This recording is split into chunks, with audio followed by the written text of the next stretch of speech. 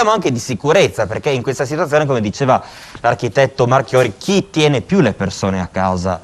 Allora, l'ennesimo sacrificio, un anno che è passato, ci avevano detto che tutto sarebbe terminato nel giro di qualche mese, invece siamo ripiombati nel baratro. Raffaele Padrone, vice segretario nazionale di FSP Polizia di Stato, ben ritrovato, grazie a voi, grazie ai telespettatori. In nostra compagnia. Dunque, come si gestisce questa situazione anche dal punto di vista della sicurezza per il Paese? Perché effettivamente 12 regioni che passano in zona rossa e probabilmente fino a maggio, di fatto sarà questo il tenore, perché noi contiamo che c'è la Pasqua, la Pasquetta, il 25... e il 1° maggio, la situazione non può essere mitigata. Ma come si tiene a bada anche l'impeto delle persone? Ma sicuramente, guardi, noi adesso avremo questi 15 giorni consecutivi, che questa è una grande botta per, come diceva il dottor Marchiori, è una grande botta per a livello commerciale, a livello imprenditoriale, e sicuramente questo non gioverà sicuramente all'economia.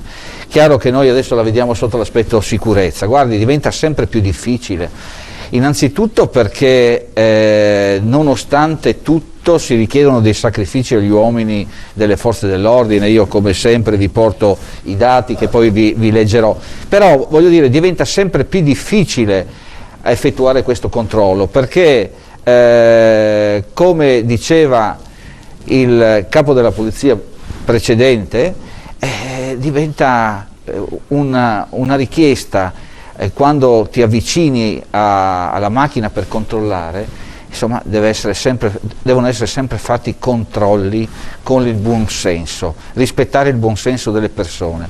Siamo convinti, sappiamo, lo dicono tutti, che la gente è stufa, direttore, e la gente è stanca, la gente non ne può più di questi apri e chiudi, ma al di là del livello commerciale abbiamo avuto una esplosione di reati all'interno delle proprie abitazioni. Vi ricordate cosa era successo durante il periodo di lockdown? Allora, i problemi all'interno delle abitazioni si sono nuovamente sviluppati e continueranno a svilupparsi se ci troviamo con alcuni nuclei familiari, fortunatamente, ma alcuni nuclei familiari che da tempo non andavano d'accordo e possono sfociare chiaramente delle liti familiari. Quindi, ripeto, diventa sempre più difficile per l'operatore di polizia.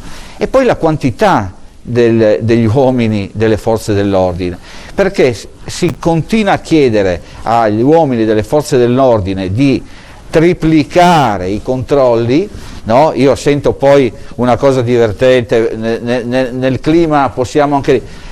Allora adesso ci sono la continuazione dei vaccini, che ormai per le forze dell'ordine solo nelle grandi città si sta completando. Nel resto dell'Italia i vaccini alle forze dell'ordine e a tutto il comparto sicurezza è terminato con la prima dose.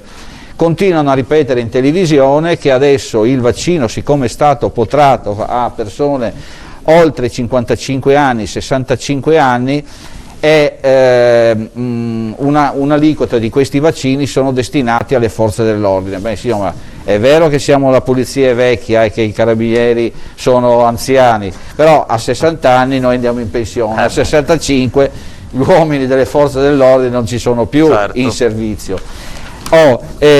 E detto questo, insomma, vi voglio dire che praticamente i controlli di questa settimana, anzi no, di questa settimana, della giornata odierna, parlano chiari. Ci sono 93.000 persone, 93.303 persone controllate e ahimè ancora, non vi dico la sfilza delle persone sanzionate, ma ahimè ancora 19 persone trovate al di fuori dalla propria abitazione che dovevano rispettare la quarantena. Questo è il problema, perché noi continuiamo grave, certo, a chiudere a casa la gente per bene e lasciamo fuori queste persone che continuano ad andare incoscientemente, certo, in giro. E se vanno in giro queste persone, dove vanno? Vogliamo chiudere il discorso dicendo che vanno tutti al supermercato? Se 19 persone entrano in un supermercato è la fine. Certo, allora, bene. Avevamo fatto la spesa dei banchi con le rotelle, cosa abbiamo fatto, direttore? I banchi sono lì, allora mettiamo, visto che al supermercato non si ammala mai nessuno, prendiamo gli studenti, portiamoli lì e così... No, per l'amor di Dio, per l'amor di Dio. Apriamo le scuole nei supermercati, direttore, lì non succede mai niente. Grazie all'amico Raffaele Padrone, vice segretario nazionale di FSP Polizia di Stato. Approvata oggi invece in via definitiva la delibera della Giunta regionale che determina ulteriori misure urgenti per il sostegno dei settori produttivi. Si tratta della terza tranche di ristori per 21,4 milioni di euro con cui la Giunta conta di riuscire a dare un sostegno, stiamo parlando di Friuli Venezia Giulia, compreso tra 500 e 10.000 euro, ad una platea di oltre 15.000 titolari di partite IVA.